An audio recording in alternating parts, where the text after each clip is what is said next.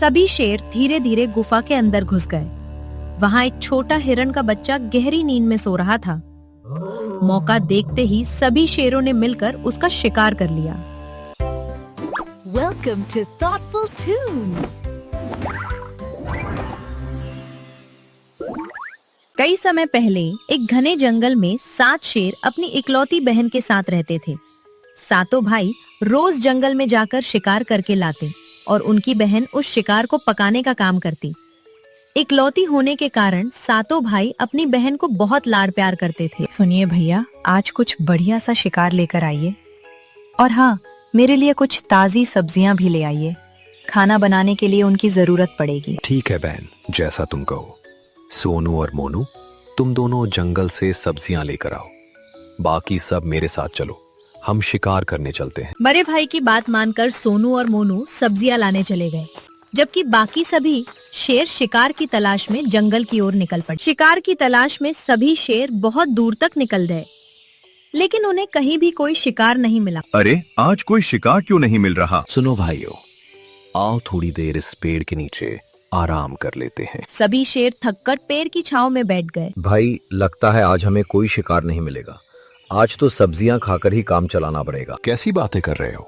हमारी बहन ने कितने प्यार से कहा था कि अच्छा शिकार लेकर आना। अगर हम खाली हाथ लौटे तो उसका दिल टूट जाएगा। हाँ भाई, ये बात भी सही है। तभी वहाँ एक चालाक लोमड़ी आ जाती है, जो सबसे बड़े शेर की पुरानी दोस्त थी। अरे वाह, आज जंगल के राजा इतने परेशान क्यों बैठे हैं? अरे लोमड़ी बहन, क्या बताएं, सुबह से शिकार ढूंढ रहे हैं लेकिन कुछ भी हाथ नहीं लगा। ऊपर से हमारी बहन ने आज अच्छा शिकार खाने की जिद की है। ओह, तो ये बात है। सुनो, फूलों के बगीचे के पीछे एक गुफा है। वहां एक हिरनी अपने छोटे बच्चे के साथ रहती है। अभी हिरनी खाना ढूंढने बाहर गई हुई है, इसलिए उसका बच्चा गुफा में अकेला है। अगर चाहो तो वहां जाकर शिकार कर सकते हो। सच कह रही हो, तुम्हारा बहुत बहुत धन्यवाद। मुसीबत में तुम हमेशा हमारी मदद करती हो। हाँ हाँ, अब जल्दी जाओ, कहीं देर हो गई तो हिरनी वापस आ जाएगी। चलो भाइयों, जल्दी चलो, शिकार हाथ से नहीं निकलना चाहिए। लोमड़ी बहन, आज रात तुम भी हमारे साथ खाना खाने जरूर आना। ठीक है, मैं जरूर आऊंगी। सभी शेर धीरे धीरे गुफा के अंदर घुस गए। वहां एक छोटा हिरन का बच्चा गहरी नींद में सो रहा था। मौका देखते ही सभी शेरों ने मिलकर उसका शिकार कर लिया। शाम होने से पहले ही सभी शेर शिकार लेकर अपने घर लौट आए। ये लो बहन, आज का शिकार। अब जल्दी से स्वादिष्ट खाना बना दो, मुझे तो बहुत तेज भूख लगी है। जी भैया, लेकिन आज आप लोगों को आने में इतनी देर क्यों हो गई? अरे बहन, आज जंगल में कोई शिकार मिल ही नहीं रहा था। हम सब बहुत परेशान हो गए थे। फिर अचानक लोमड़ी बहन मिली। उसी ने हमें इस शिकार के बारे में बताया। उसकी वजह से ही आज हमें खाना मिल पाया। अच्छा, मतलब मेरी वजह से आप सबको इतनी परेशानी उठानी पड़ी? अरे पगली, तुम्हारे लिए इतना तो हम खुशी खुशी कर सकते हैं। तुम्हारी बात भला हम कभी टाल सकते हैं क्या? और हाँ बहन, लोमड़ी बहन भी रात को हमारे साथ खाना खाने आने वाली है, इसलिए थोड़ा ज्यादा खाना बनाना। भाइयों की बातें सुनकर शेरनी खुशी से मुस्कुरा उठी। फिर वो जल्दी जल्दी रसोई में जाकर खाना बनाने लगी। तभी खाना बनाते समय सब्जियां काटते काटते अचानक चाकू शेरनी के पंजे में लग गया। आह, अरे ये क्या हो गया? मेरे पंजे से तो खून निकलने लगा। वो घबराकर इधर उधर देखने लगी। अगर भाइयों ने ये देख लिया तो बेकार में परेशान हो जाएंगे। लेकिन अब इस खून को साफ करूं तो कैसे? शेरनी ने आसपास बहुत देखा, लेकिन उसे कुछ नहीं मिला। मजबूरी में उसने अपने पंजे से निकला थोड़ा सा खून हिरन के मांस में मिलाया और फिर जल्दी जल्दी खाना बनाने लगी। थोड़ी देर बाद स्वादिष्ट खाना तैयार हो गया। शेरनी ने सबको खाना परोस दिया। तभी लोमड़ी भी वहां आ पहुंची। सभी मिलकर खाना खाने लगे, लेकिन पहला निवाला खाते ही सब हैरान रह गए। वाह, ये खाना इतना स्वादिष्ट कैसे बन गया? सच में बहन, आज तो मजा ही आ गया। ऐसा स्वाद मैंने पहले कभी नहीं चखा। भूखे शेर जल्दी जल्दी सारा खाना खत्म करने लगे। हाँ, क्या तुमने आज इसमें कोई नया मसाला डाला है? नहीं भैया, मैंने तो खाना वैसे ही बनाया है जैसे रोज बनाती हूँ। नहीं बहन, आज जरूर कोई खास बात है। हमने हिरन का मांस पहले भी खाया है, लेकिन इतना स्वादिष्ट कभी नहीं लगा। लोमड़ी भी बड़े ध्यान से सबकी बातें सुन रही थी। शेरनी बेटी, सच सच बताओ, ऐसा स्वाद साधारण खाने में नहीं आ सकता। आखिर तुमने इसमें क्या मिलाया है? हाँ बहन, हमें भी बताओ ना। सबके बार बार पूछने पर शेरनी घबरा गई और आखिरकार उसने सच बता दिया। वो सब्जियां काटते समय चाकू मेरे पंजे में लग गया था। थोड़ा खून निकल आया था। साफ करने के लिए कुछ नहीं मिला, इसलिए गलती से मेरा खून खाने में मिल गया। ये सुनकर सभी शेर हैरान रह गए, लेकिन लोमड़ी चुपचाप बैठी कुछ और ही सोच रही थी। उसकी आंखों में चालाकी साफ दिखाई दे रही थी। उसके दिमाग में धीरे धीरे एक खतरनाक योजना जन्म ले रही थी। अच्छा, अब रात काफी हो गई है, मैं चलती हूँ। इतना कहकर लोमड़ी वहाँ से चली गई। अगले दिन सभी शेर फिर से शिकार की तलाश में जंगल की ओर निकल पड़े, लेकिन कई घंटों तक भटकने के बाद भी उन्हें कोई शिकार नहीं मिला। आखिर थक हार कर सभी एक बड़े पेड़ की छांव में बैठ गए। दिन ब दिन शिकार मिलना कितना मुश्किल होता जा रहा है। अगर ऐसा ही चलता रहा तो एक दिन हम सब भूखे मर जाएंगे। सभी आपस में बातें कर ही रहे थे कि दूर बैठी चालाक लोमड़ी उन्हें ध्यान से देख रही थी। यही सही मौका है अपनी चाल चलने का। थोड़ी देर बाद वो धीरे धीरे शेरों के पास आ गई। क्या बात है जंगल के राजाओं, लगता है आज भी शिकार हाथ नहीं लगा। हाँ लोमड़ी बहन, आज पूरा दिन निकल गया लेकिन कुछ भी नहीं मिला। अरे तुम सबसे बड़े मूर्ख हो जिन्हें मैंने आज तक देखा है। अपने घर में इतना बढ़िया शिकार होते हुए भी जंगल में धक्के खा रहे हो। लोमड़ी की बात सुनते ही सभी शेर गुस्से से खड़े हो गए। होश में रहकर बात करो लोमड़ी। हमारी बहन के बारे में एक शब्द भी गलत कहा ना तो अच्छा नहीं होगा। अरे अरे, पहले मेरी पूरी बात तो सुन लो। बेवजह गुस्सा क्यों हो रहे हो? साफ साफ बोलो, आखिर कहना क्या चाहती हो? मुझे बस इतना बताओ, कल जो खाना तुमने खाया था उसका स्वाद भूले क्या? अरे नहीं, उसे याद करते ही अभी भी मुंह में पानी आ जाता है। क्या जरा सोचो, जब तुम्हारी बहन के खून की कुछ बूंदों से खाना इतना स्वादिष्ट बन गया, तो अगर पूरा शरीर ही मिल जाए तो कितना ताकतवर और स्वादिष्ट होगा। लोमड़ी की बात सुनकर सभी शेर चुप हो गए। बस करो लोमड़ी, कैसी घटिया बातें कर रही हो तुम। वो हमारी बहन है। ठीक है, मत मानो मेरी बात, फिर ऐसे ही भूखे बैठे रहो। वो चालाकी से सबको देखने लगी। मेरी तरफ देखो, मैंने जिंदगी भर बड़े बड़े जानवरों का शिकार किया, तभी आज तक मजबूत और जिंदा हूं।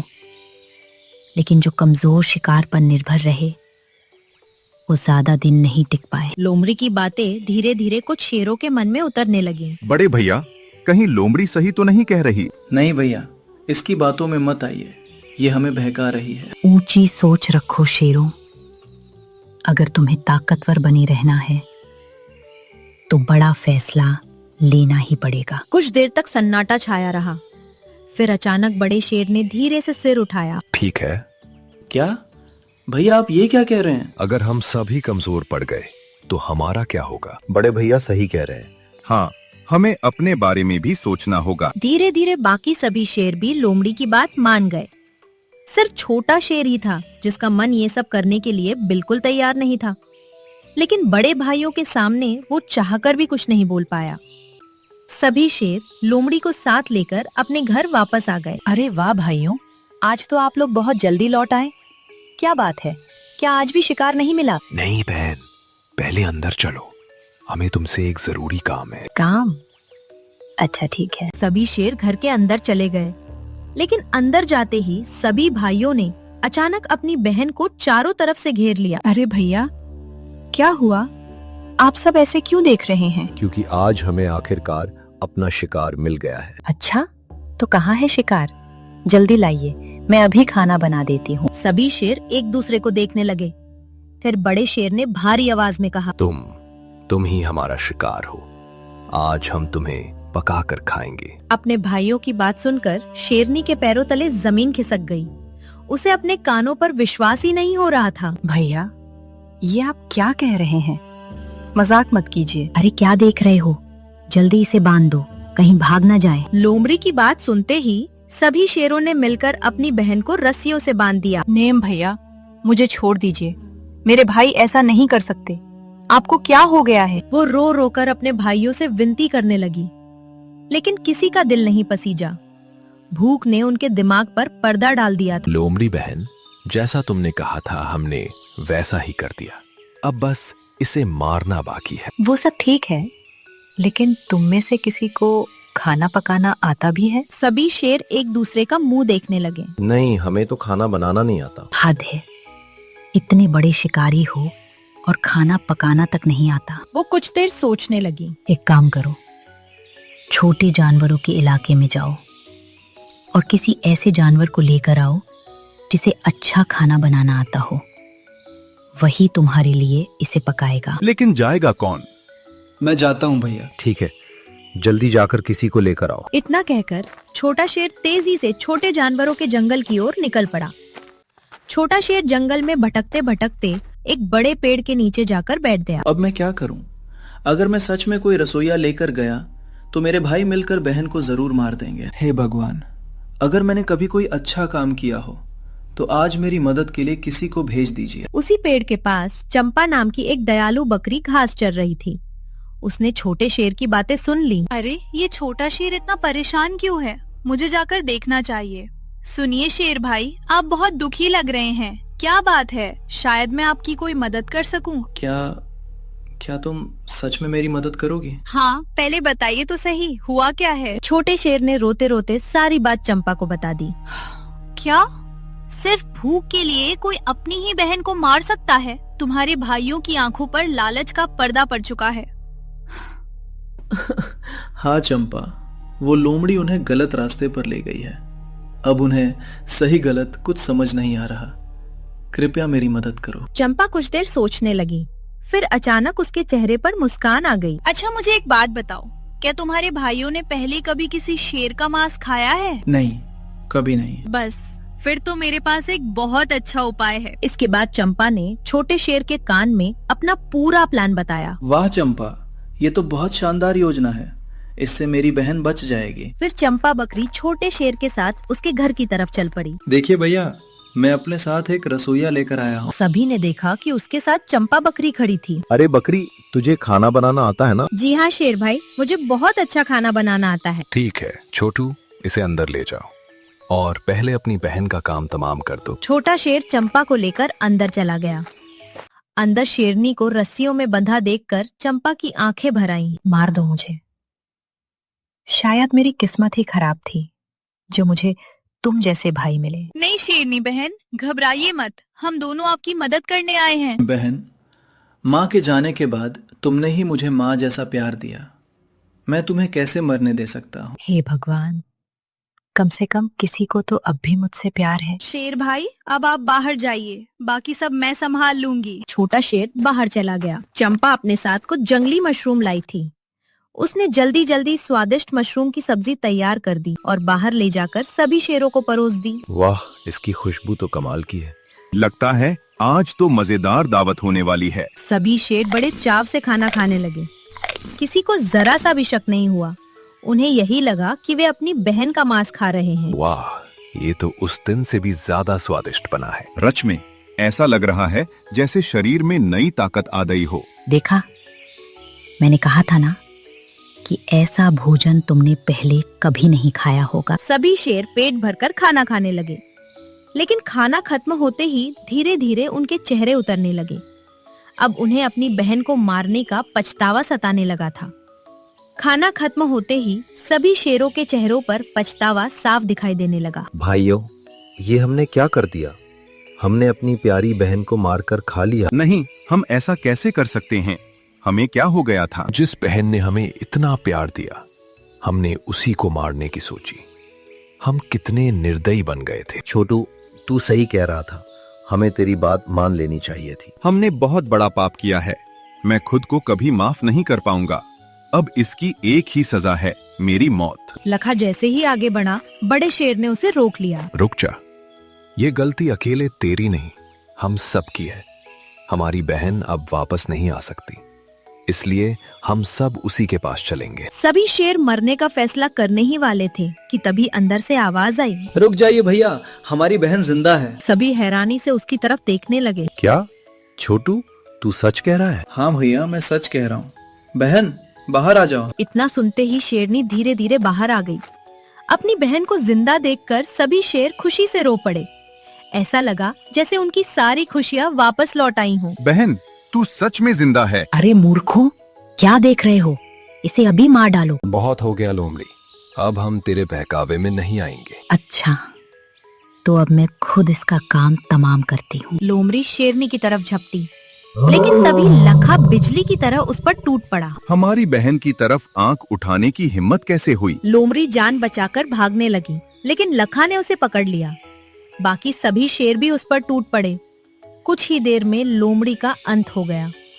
सभी शेर अपनी बहन के सामने सिर झुकाकर खड़े हो गए। बहन, हम तुमसे माफी मांगने के लायक भी नहीं है। हमें माफ कर दो, वरना हम जिंदगी भर पछतावे में जलते रहेंगे। भाइयों, माफी मांगने की जरूरत नहीं। मैं जानती हूँ मेरे भाई मुझे कभी नुकसान नहीं पहुंचा सकते। ये सब उस चालाक लोमड़ी की वजह से हुआ। तभी चंपा बकरी सामने आई। चंपा बहन, अगर आज तुम हमारी मदद ना करती तो शायद हमारी आंखों से पर्दा कभी नहीं हटता। आपकी मदद करके मुझे भी बहुत खुशी हुई। अब मुझे चलना चाहिए। इतना कहकर चंपा वहाँ से चली गई। उधर लखा लोमड़ी को देखकर हंस पड़ा। अरे वाह, दिमाग भले ही इसका गंदा था, लेकिन खाने में तो ये बड़ी स्वादिष्ट निकली। ये सुनकर सभी जोर जोर से हंस पड़े और फिर हमेशा हमेशा के लिए प्यार से साथ रहने लगे। कभी भी किसी की मीठी बातों में आकर अपनों पर शक नहीं करना चाहिए, क्योंकि सच्चा परिवार हमेशा हमारा भला चाहता है।